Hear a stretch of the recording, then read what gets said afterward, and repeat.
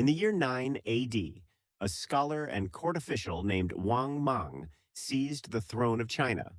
He declared a new era, the Qin dynasty, promising radical reforms to help the poor. But his plans backfired, causing chaos and confusion across the empire. To make matters worse, China was struck by terrible natural disasters. Years of famine followed, leaving millions of peasants starving and desperate. This desperation ignited the fires of rebellion all across the land. The most famous of these rebels were the Red Eyebrows, who painted their faces to look like demons. But another, more organized force was rising, led by a man named Liu Shu. Liu Shu was a distant descendant of the old Han imperial family, giving him a claim to the throne. By the year 23 AD, several rebel armies had united, their target, the capital, Chang'an. Inside the palace, Emperor Wang Mang grew increasingly isolated and paranoid.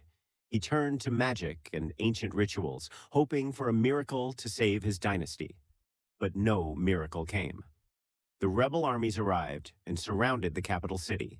The siege was brutal. The city's defenders were outnumbered and demoralized. Soon, the rebels broke through the city gates, pouring into the streets. Panic erupted in Chang'an as citizens and officials tried to flee.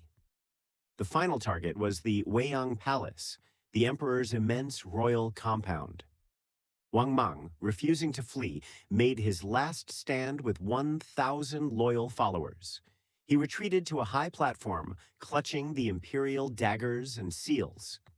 The rebels swarmed into the palace, overwhelming the last of his guards.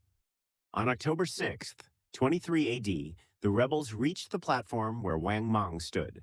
The former emperor was killed, his body dismembered by the angry mob. With his death, the short-lived Qin dynasty came to a violent end. But the fighting was not over. Different rebel factions began to fight each other for control. It took 2 more years of civil war for one leader to emerge victorious.